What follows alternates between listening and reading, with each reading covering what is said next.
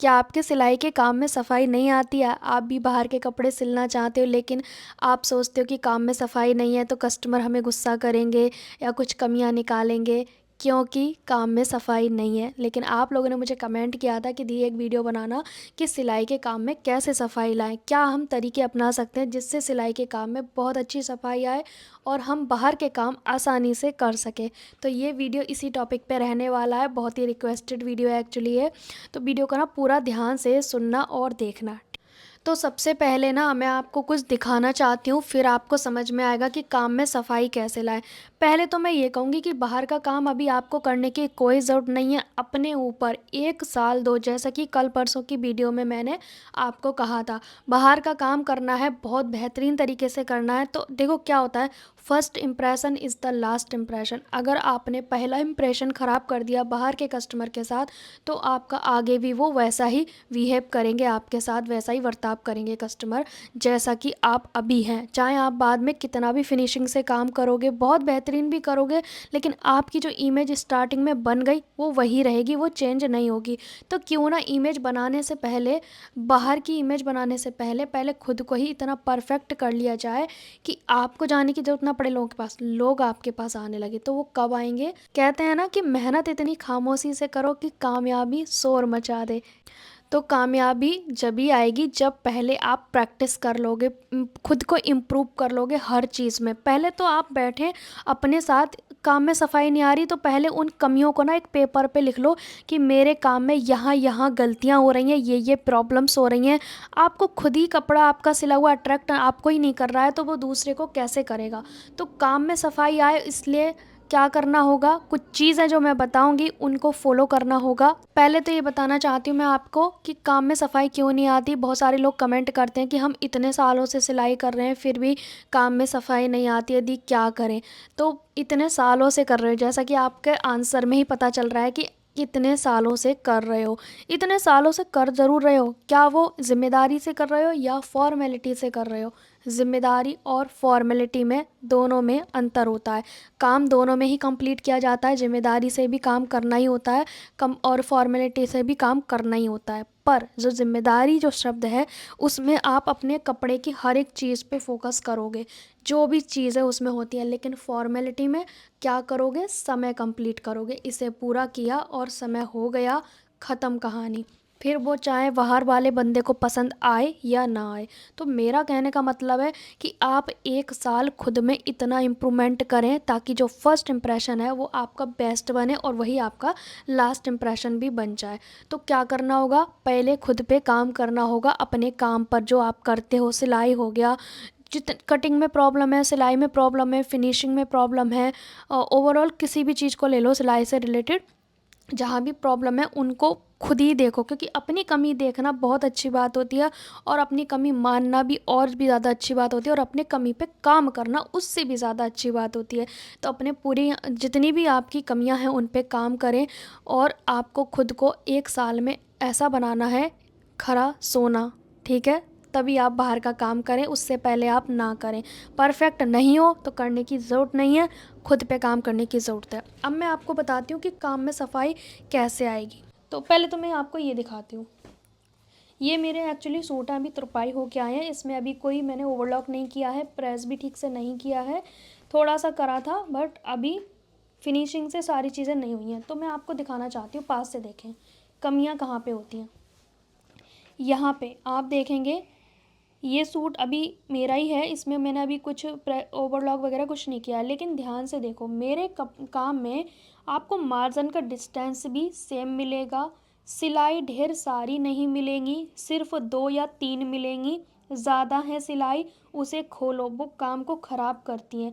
ये देखो, कट से कट अभी भी मिले हुए हैं जबकि हमने कटिंग के समय किया था।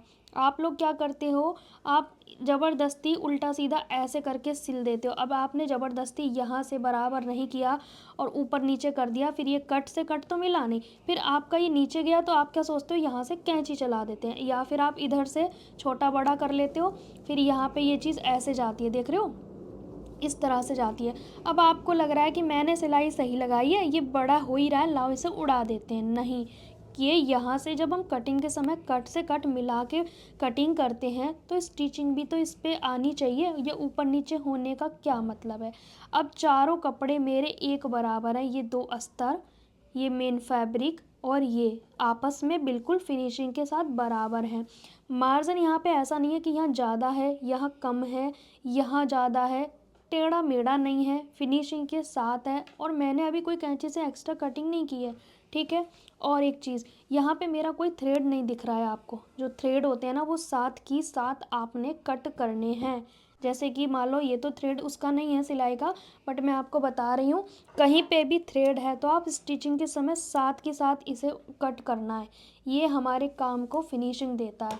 अब यहाँ पे देख लेते हैं, ये जो स्लीव्स है यहाँ पे देखो, मेरा जो मार्जिन है वो बिल्कुल इक्वल आ रहा है। मैंने कोई कैंची नहीं चलाई है इसमें, क्योंकि देखो सिलाई से ही आपको पता चल रहा होगा कि स्टिचिंग के समय मैंने कच्चा किया था। कैंची चलाई होती तो ये कच्चा भी कट गया होता। तो ये मार्जिन आपका इक्वल होना चाहिए स्टिचिंग के वक्त। इसमें आप देखेंगे मेरा अस्तर और मेन कपड़ा आगे पीछे नहीं है, एक बराबर है, कहीं से छोटा बड़ा नहीं है। फिर बात करते हैं ये बॉर्डर जो हमने फोल्ड किया होता है स्लीव्स में, इसकी चौड़ाई, चाहे आप इसमें तुरपाई करें या सिलाई छोड़ें, इसकी चौड़ाई में कम या ज़्यादा नहीं मिलेगा। इसकी जो चौड़ाई है वो इक्वल है। इसकी जो सिलाई देखेंगे ना इधर है ना इधर है, ना बाहर लटक रही है ना अंदर जा रही है, बिल्कुल एक एक जो लिमिट होती है ना उसी जगह पे है। तो इसकी जो फिनिशिंग है बिल्कुल ऐसे आपने फोल्ड करने हैं, कपड़े बराबर रखने हैं। कोई भी जब 2 कपड़े आपस में जोड़ रहे हो ना आप, ये तो खींच के नहीं जोड़ने हैं ऐसे ऐसे करके। मतलब कुछ लोग क्या करते हैं स्टिचिंग के समय ऐसे करके भी स्टिच कर देते हैं इस तरह से, वो नहीं करना है, आपने ऐसे ही रखना है इस तरह से, ठीक है। फिर यहाँ पे आप देखेंगे अगर आप प्लेट वाला कुर्ती बना रहे हैं तो यहाँ पे जो मार्जिन है वो एक लिमिट का दबना चाहिए। और ये जो एक्स्ट्रा थ्रेड दिख रहे हैं ये प्लेट में छोड़ने हैं आपको, लेकिन और जगह नहीं छोड़ने, प्लेट में इसलिए छोड़ना है ताकि ये प्लेट खुल ना जाए, ठीक है। अब एक चीज़ और देख लेते हैं हम, जैसे कि ये नेक है, बहुत सारे लोग क्या कर देते हैं, ये जो नेक है इस तरफ मार्जिन अलग जाता है, इस तरफ ऐसे कर देते हैं, वो बाजू जोड़ते वक्त इस तरह का मार्जिन कर देते हैं। नहीं, मेरा क्या है, नेक में इस साइड जा रहा है तो स्लीव्स में भी इसी साइड जा रहा है। मतलब ये मार्जिन देख रहे हो, नेक में इधर और स्लीव्स में भी इधर जा रहा है। और ये जो हमारा नेक है एक पहले रेडी किया, उसके बाद दूसरे के साथ फोल्ड किया, और जो ये शोल्डर है वो इसके अंदर चला गया। ये भी काम की फिनिशिंग है। ये हमारा चुभेगा नहीं और देखने में खूबसूरत लगेगा, देख रहे हो आप, ठीक है। फिर उसके बाद जो स्लीव का कट है ये देख रहे हो आप, ये काम की सफाई है। स्लीव का कट शोल्डर पे आ रहा है। क्यों आ रहा है ये कट आमने सामने, क्योंकि हमने इस पे फोकस किया है फिनिशिंग पे, क्योंकि आगे पीछे आएगा तो अगर यहाँ पे स्लीव का सेंटर है तो ये यहाँ से मुड़ेगा और नेक भी फिर ऐसे हो जाएगा। ये जो लोग कहते हैं ना आगे पीछे नेक जा रहा है, स्लीव का सेंटर अगर आपने स्लीव का सेंटर यहाँ कर दिया तो ये स्लीव का सेंटर यहाँ बन गया, अब नेक कहाँ गया, ये आगे वाला कहाँ जा रहा है, पीछे जा रहा है। क्योंकि हमारी स्लीव तो स्लीव पे ही पहनी जाएगी ना, सेंटर आपने छेड़खानी की है उससे बॉडी को क्या पता, बॉडी तो जहाँ है वहीं रहेगी। तो आपका सेंटर यहाँ है तो वो यहाँ पहनने पे बना लेगी, नेक चला गया पीछे, और आपने सेंटर पीछे कर दिया स्लीव का, यहाँ पे कर दिया तो पीछे का नेक आगे आ गया। तो ये समस्या होती है कई बार नेक आगे पीछे होने की। आप लोग कहते हो ना कि क्यों होता है, तो ये सब काम की फिनिशिंग है। आपने जिसका सेंटर जहाँ है, मेरा ये कट दिख रहा है आपको तिकोना सा, ये इस शोल्डर पे आ रहा है, ऐसा ही आना चाहिए। अब एक चीज़ और देखो, यहाँ पे मैंने जब स्लीव को अटैच किया है तो इसमें जो मार्जिन का दबाव है वो एक बराबर डिस्टेंस है, और इसमें ढेर सारी सिलाइयाँ नहीं हैं। दोनों कपड़े, आप जो ये वाले 2 कपड़े हैं ना स्लीव और सूट का, आपस में जब जोड़ा गया है तो इनको बराबर लिया है, कहीं से कम ज़्यादा नहीं है। फिनिशिंग आप देख सकते हैं, जबकि अभी इसको ओवरलॉक नहीं किया गया है। जो मार्जिन है इसका दबाव सेम होना चाहिए। और एक चीज़ देखो, सूट का मार्जिन ये वाला मैंने ऐसे किया है तो बाजू का मार्जिन मैंने इस साइड पे किया है। देखो ये जो मार्जिन है ना, ये इस मार्जिन को हमने इधर फोल्ड किया है, सूट का हमने इधर फोल्ड किया है, ठीक है। ये मार्जिन हमारा ऐसे नहीं दबना चाहिए सिलाई में, ये जैसे यहाँ टक हो जाता है ना, वो नहीं होना चाहिए। देखो तिकोना करके इधर, और इसको भी मैंने इधर किया है। आ गया समझ। अब यहाँ पे आप देखेंगे हमारी नेक की फिनिशिंग, ये जो शोल्डर पट्टी है वो इक्वल होनी चाहिए, ये और ये भी काम को फिनिशिंग में दर्शाती हैं। और हमारी जो तुरपाई है वो देखो कितनी फिनिशिंग से है, देखो आप देखो कितनी फिनिशिंग से आई है तुरपाई। ये कहीं पे भी झोल नहीं है, नेक बनाने में कोई प्रॉब्लम नहीं है। और साइड के चाक, ये साइड के चाक देखो अंदर की ओर, वैसे तो आप चाहे कितना भी चौड़ा पतला कर लो आपको लगेगा अंदर क्या दिख रहा है, नहीं, ये फिनिशिंग को दर्शाता है। इसकी जो विड्थ है वो भले ही बाहर नहीं दिख रही है, लेकिन इसकी विड्थ आपने ऐसे फोल्ड करनी है कि देखने वाले को थोड़ा सुंदर लगे। आपने यहाँ चौड़ा कर दिया, यहाँ पतला कर दिया, अरे अंदर ही तो है, नहीं, ये आपको लग रहा है अंदर है, लेकिन बंदा पलट के देख रहा है तो उसे अच्छा तो लगना चाहिए। तो यहाँ इसकी फिनिशिंग देखें, तुरपाई की नॉट जो गांठ है वो कहीं पे भी नहीं दिख रही है। ये सब चीज़ें फिनिशिंग में आती है। कुछ लोग क्या करते हैं, बाहर की ओर तुरपाई का धागा छोड़ देते हैं, फिर वो या फिर खींच के तुरपाई करते हैं, तो यहाँ पे कितनी सारी झोल बन जाती है, वो नहीं होना चाहिए। ठीक है, यहाँ पे जो हमने आई बनाई है वो कितनी फिनिशिंग से बनाई है, देख सकते हो आप। ये छोटी छोटी चीज़ें हैं ना, ये अच्छे से होनी चाहिए। अब आपको मैं दूसरा सूट दिखाती हूँ। इसमें भी आप देखेंगे इसमें अलग कुछ है, तो इसलिए मैं इसको भी दिखा रही हूँ। यहाँ पे आप देखो, बहुत सारे लोग क्या करते हैं, सूट में जहाँ पे बॉर्डर आया उसी बॉर्डर को वहीं पे रहने देते हैं, अपनी तरफ से कोई दिमाग नहीं लगाते हैं कि हम क्यों इसे हटाएं। लेकिन मैंने क्या करा है, इस बॉर्डर जब कपड़े पे आया था मैंने इसे हटाया, जो कि आपने स्टिचिंग की वीडियो में देखा होगा। फिर मैंने ये पूरे कपड़े को मार्जिन की तरह फोल्ड किया, फिर इसके ऊपर मैंने लेस को इसके ऊपर लगाया। ठीक है, ये लेस ना आगे जा रही है ना पीछे जा रही है, एक सेंटर में लगी हुई है बिना किसी झोल के। यहाँ से हमने इसे प्रॉपर फोल्ड किया है, ये नहीं कि ऐसे ही छोड़ दिया है। तो जब भी आप अलग से बॉर्डर है उसे ऊपर उठा के लगाओ, उससे मजबूती होती है और काम में फिनिशिंग आती है। आप ये ना कहें कस्टमर को कि भी तुम्हारा लटका हुआ बॉर्डर आया था हम क्यों ऊपर करें, नहीं, ये आपके काम को ही फिनिशिंग देगा। और एक भी एक्स्ट्रा थ्रेड है उसे कट कर दें। ठीक है, ये हो गया। हमारी जो ये प्लेट है इसको ध्यान से देखें, इन दोनों प्लेट का ये जो डिस्टेंस आ रहा है ना प्लेन वाला, वो सेम आ रहा है, कम ज़्यादा नहीं है, ये भी फिनिशिंग में आता है। यहाँ पे आप देखेंगे ये और पट्टी हमने लगाई है, इसकी विड्थ, ये विड्थ बिल्कुल सेम है, इक्वल है, कहीं पे कम चौड़ी ज़्यादा चौड़ी नहीं है। ये काम में फिनिशिंग आएगी तब जब आप इस पर फोकस करोगे। ये कमियां हैं जो मैं बता रही हूँ, ये कमियां आपके अंदर हो सकती हैं। यहाँ देखो, जिस साइड इसमें मार्जिन फोल्ड हुआ है इसी साइड पे हमने यह मार्जिन किया है, नेक की साइड भी इधर ही है और स्लीव की साइड भी इधर ही है। इसका भी हमारा कट इससे मिल रहा है, देखो तिकोना कट दिख रहा होगा, ये हमारा इससे मैच हो रहा है, राइट। और हमारा जो नेक है इसकी जो विड्थ देखो, मैंने इसमें थोड़ा प्लेन छोड़ा है, तो ये नेक की विड्थ देखो, ये जो छोड़ा है ना मैंने प्लेन पार्ट, ये इक्वल छोड़ा है। मैं चाहती तो कम ज़्यादा छोड़ सकती थी, बट ये वैसे आप चाहें तो बिल्कुल बराबर से बना सकते हैं, पर ये जरी है तो मैंने थोड़ा प्लेन छोड़ा है ताकि चुभे नहीं। ठीक है, बिकॉज ये मेरा है, तो ये मुझे बिल्कुल बराबर से नहीं बनाना था, लेकिन मैंने जो प्लेन पार्ट छोड़ा भी है तो मैंने ओवरऑल पूरे में छोड़ा है, ऐसा नहीं है कहीं कम कहीं ज़्यादा छोड़ा है।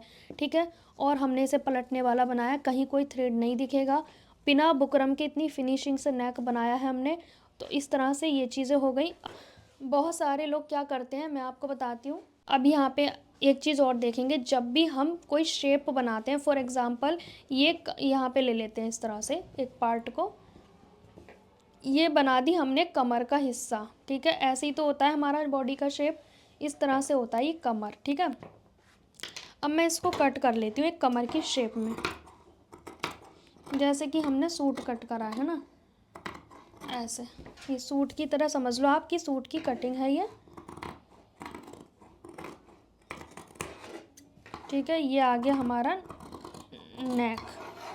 अब ध्यान से देखो, ठीक है, ये हमारा सूट है।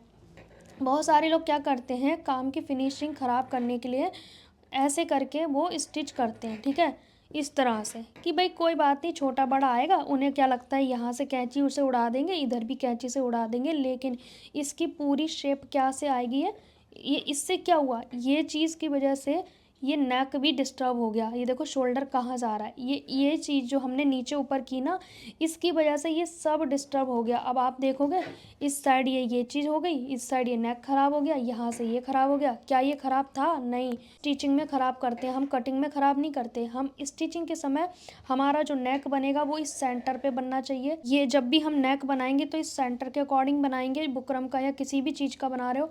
फिटिंग करोगे तो मान लीजिए आपकी चेस्ट 40 है तो चौथाई भाग 10 इस साइड आना चाहिए, 10 इस साइड आना चाहिए, तब जाके आपकी ये फिटिंग होनी चाहिए, ठीक है, इस तरह से। ये नहीं कि आपने इधर 11 ले लिया, इधर 10:15 ले लिया, बिल्कुल नहीं करना है। काम में फिनिशिंग चाहिए तो ये इस तरह से हमारा सूट में होता है। अब बात कर लेते हैं कि जब भी हम 2 कपड़े आपस में जोड़ते हैं, जैसे कि मान लो ये 2 कपड़े हैं, जब हम इन्हें आपस में जोड़ेंगे ना, तो इनका जो सिलाई का, एक तो इन्हें पकड़ने का तरीका इतना अच्छा होना चाहिए कि आगे पीछे ना हो, ये इस तरह से होना चाहिए, ठीक है। ये हमारी सिलाई कैसे लगेगी, इस डिस्टेंस पे इस तरीके से लगेगी। ये नहीं कि आपने आगे पीछे, आपको ये चीज़ मेंटेन करके चलनी है, काम में फिनिशिंग खुद आ जाएगी। यहाँ से यहाँ तक आपने जब आपस में 2 कपड़े को जोड़ा तो इन्हें बराबर पकड़ो, स्लो प्रोसेस से काम करो।